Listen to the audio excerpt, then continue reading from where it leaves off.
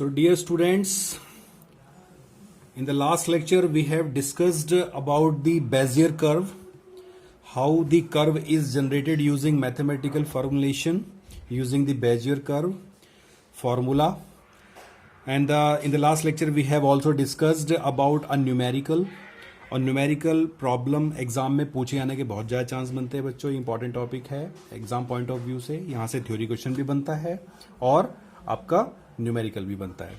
तो बच्चों इसी के रिगार्ड में एक टॉपिक और यहाँ से बनता है. वो क्या है बच्चों? Properties very frequently asked question in the examination.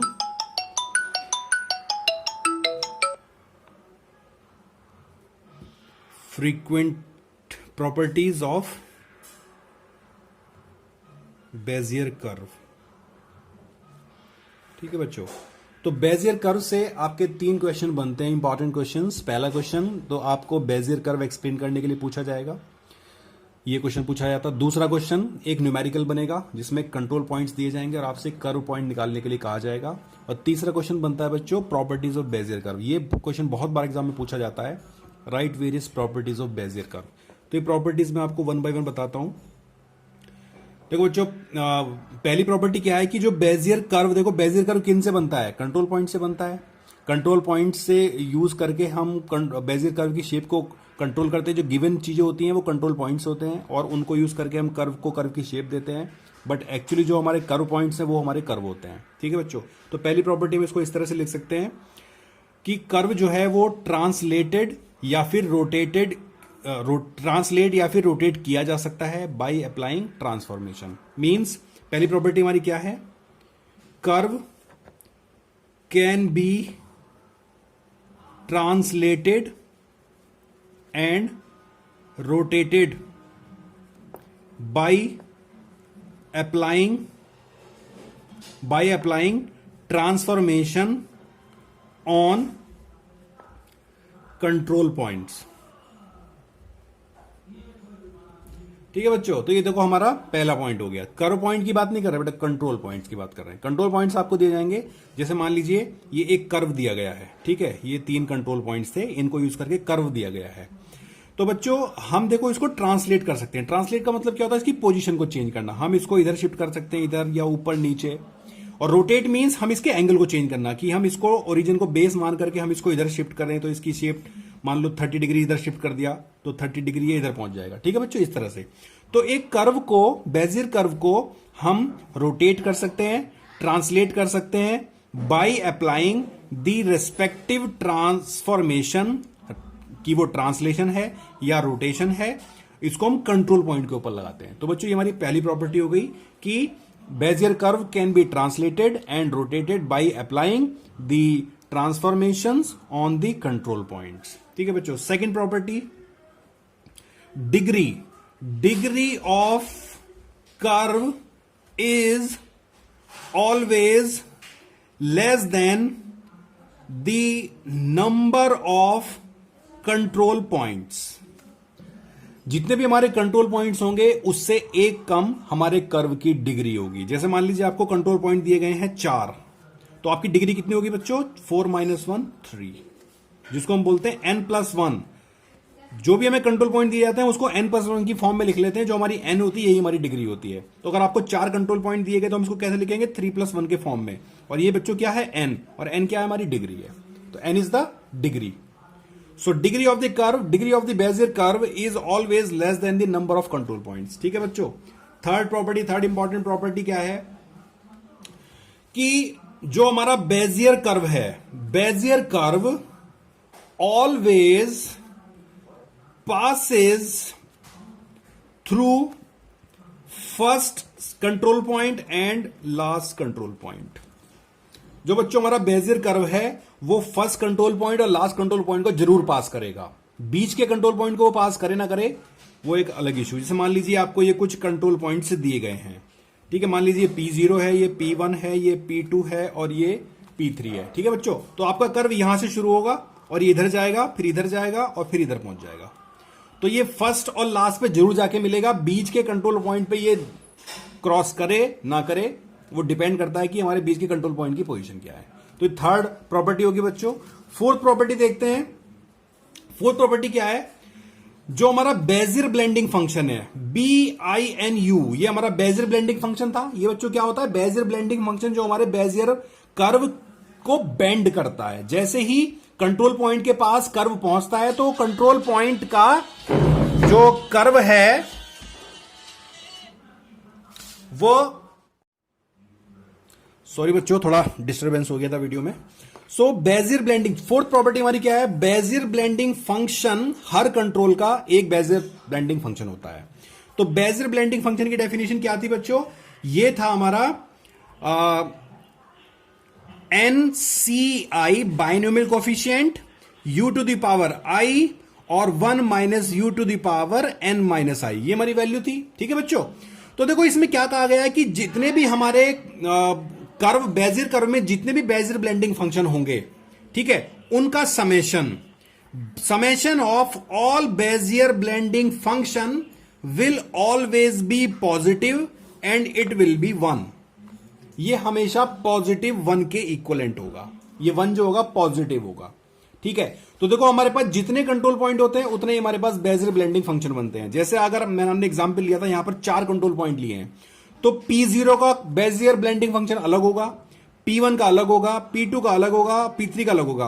तो ये 4 कंट्रोल पॉइंट के 4 बेजियर ब्लेंडिंग फंक्शन होंगे और इनको जब हम सम करेंगे तो बच्चों आंसर क्या आएगा, 1 आएगा। यही हमारी प्रॉपर्टी नंबर 4 है। ठीक है बच्चों, तो ये हमारे जो है 4 प्रॉपर्टी। तो बच्चों इसकी एक और प्रॉपर्टी देख लेते हैं, इंपॉर्टेंट प्रॉपर्टी नंबर 5। प्रॉपर्टी क्या है बच्चों, देखो पहले मैं आपका स्टेटमेंट बता देता हूं, फिर आपको इसको सिंपल लैंग्वेज में एक्सप्लेन कर दूंगा। स्टेटमेंट क्या है कि Bezier curve lies with in the convex हल। ये बच्चों देखो एक टर्म आया कन्वेक्स हल, Bezier curve lies with in the convex हल ऑफ द कंट्रोल पॉइंट्स। ठीक है, Bezier curve lies with in the convex हल ऑफ द कंट्रोल पॉइंट्स। देखो बच्चों हमारे जितने भी कंट्रोल पॉइंट्स दिए जाते हैं उन कंट्रोल पॉइंट्स का एक कन्वेक्स हल बनता है। ठीक है, तो हमारा जो बेजियर कर्व है वो इस कन्वेक्स हल के अंदर ही रहेगा। अब बच्चों ये कन्वेक्स हल क्या है, इसको देख लेते हैं, कन्वेक्स हल की डेफिनेशन पढ़ लेते हैं। ठीक है, तो हमने ये तो समझ लिया कि हमारा बेजियर कर्व जो भी बनेगा वो कंट्रोल पॉइंट्स के कन्वेक्स हल के अंदर ही रहेगा। ठीक है, लेकिन अब कन्वेक्स हल क्या है, तो कन्वेक्स हल होता है बच्चों हमारे कर्व के ऊपर जो minimum number of control points हैं जिनको यूज करके हम एक कन्वेक्स पॉलीगन बना सकें। तो इसकी डेफिनेशन क्या बनेगी बच्चों, ये कहेंगे कि कन्वेक्स हल CH is the minimum number of points that create a convex polygon. ये हमारी इसकी डेफिनेशन बच्चों, मतलब कि जो हमारे कंट्रोल पॉइंट्स हैं, तो कंट्रोल पॉइंट्स को यूज करके उनमें से हम देखेंगे कि उन कंट्रोल पॉइंट्स में से कितने कंट्रोल पॉइंट्स मिनिमम हम ले सकते हैं जिनको यूज करके कन्वेक्स पॉलीगन बनाया जाता है। अब बच्चों कन्वेक्स पॉलीगन कैसे बनता है, हमने इसको पढ़ा था जब हमने पॉलीगन क्लिपिंग पढ़ी थी। तो देखो कन्वेक्स पॉलीगन क्या होता है बच्चों, कन्वेक्स पॉलीगन ये होता है कि आप जो है कोई भी एक हमारे पास शेप होती है, ये हमारा पॉलीगन है, एक क्लोज्ड शेप जो पॉलीगन होती है। तो कन्वेक्स पॉलीगन कौन से होते हैं, ऐसे पॉलीगन कन्वेक्स पॉलीगन होते हैं जो सिंपल टाइप के होते हैं। सिंपल मींस जो कॉम्प्लेक्स नहीं होते हैं। जैसे मान लो यहां पर देखो, इसके अंदर हम कहीं पर भी रैंडमली 2 पॉइंट को अगर हम लिखेंगे तो एक स्ट्रेट लाइन बनेगी, ये हमारे पॉलीगन की एज को कनेक्ट नहीं करेगी। जबकि देखो अगर हम एक इस तरह के पॉलीगन का एग्जांपल लेते हैं, ये कॉम्प्लेक्स फिगर है, ये कॉम्प्लेक्स पॉलीगन है। तो देखो इसमें अगर हम यहां पर एक पॉइंट लेते हैं, यहां पर एक पॉइंट लेते हैं, दोनों को मिलाते हैं तो देखो ये पॉलीगन की एज को कनेक्ट कर रहा है, तो ये कनकेव पॉलीगन होता है। इसको हम कनकेव पॉलीगन बोलते हैं बच्चों। ऐसी फिगर को हम कन्वेक्स बोलते हैं। तो कन्वेक्स पॉलीगन वो होते हैं सिंपल टाइप के होते हैं, कनकेव वो होते हैं जो कॉम्प्लेक्स टाइप के होते हैं। तो यहीं पर ये कहा जा रहा है कि जो हमारा बेजियर कर्व है वो कंट्रोल पॉइंट के कन्वेक्स हल के अंदर लाई करेगा। और कन्वेक्स हल क्या होता है बच्चों, हमारे कंट्रोल पॉइंट में जो minimum number of control point है जिनको यूज करके कन्वेक्स पॉलीगन बनाया जा सकता है, उसी के अंदर ये लाई करता है। तो ये हमारी प्रॉपर्टी नंबर 5 हो गई है। फिर प्रॉपर्टी नंबर 6 बच्चों, आप इसको ऐसे बना सकते हो कि आप फॉर 3 कंट्रोल पॉइंट्स आप सीयू की इक्वेशन बना लीजिए। 3 कंट्रोल पॉइंट के लिए सीयू की इक्वेशन बना लीजिए।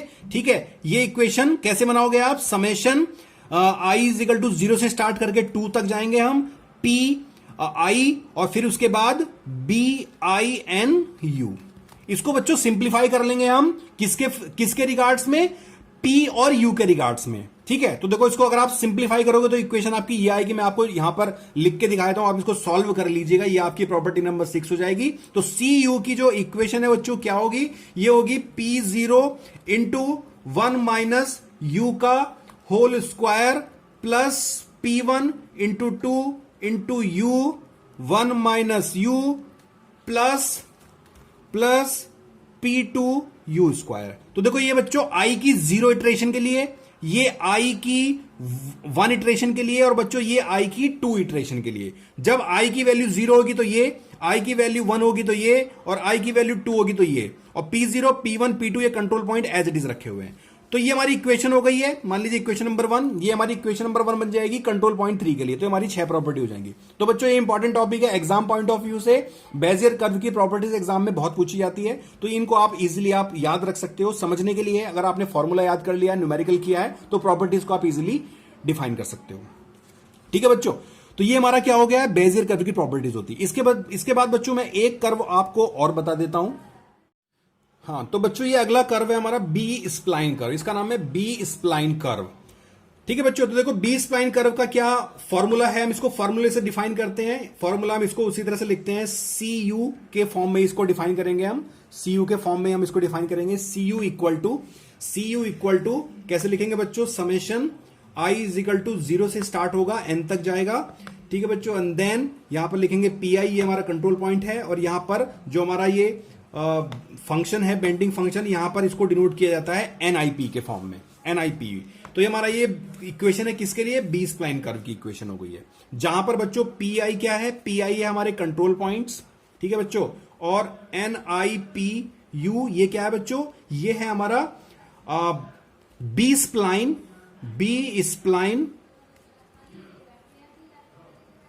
Blending function.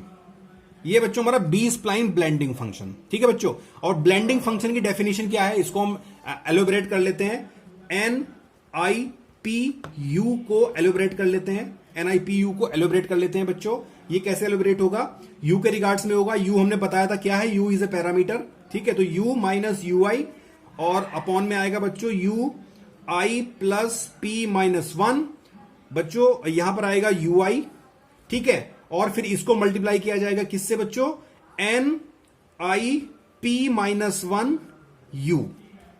ठीक है बच्चों, फिर इसको प्लस करेंगे, थोड़ा कॉम्प्लेक्स एक्सप्रेशन है ये। अब इसकी में देखो, इसकी सिग्निफिकेंस बताऊंगा कि इसका सिग्निफिकेंस क्या है। अभी हम इसको प्लस करेंगे, किस चीज से प्लस करेंगे, you I plus P minus you, upon में लिखेंगे बच्चों you I plus P minus you I plus 1, और इसमें मल्टीप्लाई करेंगे बच्चों किसकी, एन आई प्लस 1 और पी माइनस 1 और यू। ये हमारा देखो बच्चों क्या है, बी स्प्लाइन ब्लेंडिंग फंक्शन की डेफिनेशन है। तो बच्चों एक चीज आपको बता दूं, बी स्प्लाइन कर्व के ऊपर आपको न्यूमेरिकल ऑन पेपर सॉल्व करने के लिए नहीं मिलेगा। क्यों नहीं मिलेगा, क्योंकि इसमें इसके ब्लेंडिंग फंक्शन में एक्सपोनेंशियल चेंजेस होते हैं। जैसे आप देख रहे हैं, ये NIPU की वैल्यू देखो ये आई है, इसको हम मल्टीप्लाई कराएंगे एक और बी स्प्लाइन ब्लेंडिंग फंक्शन से, पी को -1 करके, फिर प्लस में लिखेंगे। देखो प्लस में फिर हम इस एक्सप्रेशन को सॉल्व करेंगे। इस एक्सप्रेशन को हम बी स्प्लाइन ब्लेंडिंग फंक्शन की इस इटरेशन के साथ सॉल्व करेंगे। तो ये एक्सपोनेंशियल टाइम तक इसकी कैलकुलेशन होती है, तो इसको ऑन पेपर सॉल्व करना मुश्किल होता है। तो बी स्प्लाइन कर्व पर आपको न्यूमेरिकल नहीं मिलेगा। इसको आपको एक्सप्लेन करने के लिए पूछा जा सकता है, पूछा जाएगा what do you mean by B spline curve, या explain B spline curve generation method. तो आपको ये इक्वेशन एक्सप्लेन कर देनी है। यहां पर आपको बताना है कि आपको जो है P कंट्रोल पॉइंट्स दिए गए हैं और U एक पैरामीटर जिसकी वैल्यू हम कहां से कहां तक लेते हैं, NIP एक बी स्प्लाइन ब्लेंडिंग फंक्शन है और ये इसकी इक्वेशन, इसको आपको सिंपली एक्सप्लेन कर देना है बच्चों। ठीक है, तो यहां से देखो बी स्प्लाइन से आपके पास दो तरह के क्वेश्चन बनते हैं। पहला क्वेश्चन तो ये बनेगा कि बी स्प्लाइन की डेफिनेशन क्या है, उसका फॉर्मूला क्या है, और दूसरा क्वेश्चन बनेगा बच्चों properties of B spline curve, properties of B spline curve, दूसरा क्वेश्चन ये बनेगा। बेजियर कर्व में हमारे पास तीन क्वेश्चन बन रहे थे। पहला क्वेश्चन ये था कि बेजियर कर्व क्या होता है, दूसरा क्वेश्चन ये था कि एक न्यूमेरिकल क्वेश्चन बनेगा, तीसरा क्वेश्चन ये था कि उसकी प्रॉपर्टीज क्या होती हैं। बी स्प्लाइन कर्व में बच्चों आपके पास दो तरह क्वेश्चन मिलेंगे, आपसे पूछा जाएगा बी स्प्लाइन कर्व क्या होता है और दूसरा क्वेश्चन बनेगा कि बी स्प्लाइन की प्रॉपर्टीज क्या होती हैं। ठीक है बच्चों, तो बी स्प्लाइन की प्रॉपर्टीज समझ लेते हैं जल्दी से। प्रॉपर्टीज में इसमें क्या कहा गया है, तो देखो प्रॉपर्टीज देखते हैं। पहला प्रॉपर्टी, फर्स्ट प्रॉपर्टीज का क्या है, वही प्रॉपर्टी है कि sum of B spline blending function equal to 1, sum of B spline blending function equal to 1, which means कि हम इसको कैसे डिनोट कर सकते हैं, i इज इक्वल टू 0 से लेके n तक NIP u is equal to 1। ये हमारी पहली प्रॉपर्टी हो गई है। ठीक है, दूसरी प्रॉपर्टी जो बी स्प्लाइन कर्व है, बी स्प्लाइन कर्व, ये देखो बी स्प्लाइन कर्व मीन्स बच्चों B spline curve is the generalization, B spline curve is the generalization of Bezier curve. तो बच्चों इस चीज को समझ लीजिएगा कि जो हमारा ये बी स्प्लाइन कर्व है, ठीक है, और इसके नीचे बच्चों लिखा होता है बेजियर कर्व। ये बी स्प्लाइन कर्व है, ये बेजियर कर्व है। तो देखो बी स्प्लाइन कर्व जो होती है ये बेजियर कर्व की सुपर फॉर्म होती है, means Bezier curve is one of the form of B spline curve. तो बी स्प्लाइन कर्व की कोई एक फॉर्म बेजियर कर्व होता है, तो बेजियर कर्व की जो जनरलाइजेशन है वो बी स्प्लाइन को बोला जाता है। इसको ऊपर से नीचे रीड करते हैं बच्चों, ठीक है, ऊपर से नीचे।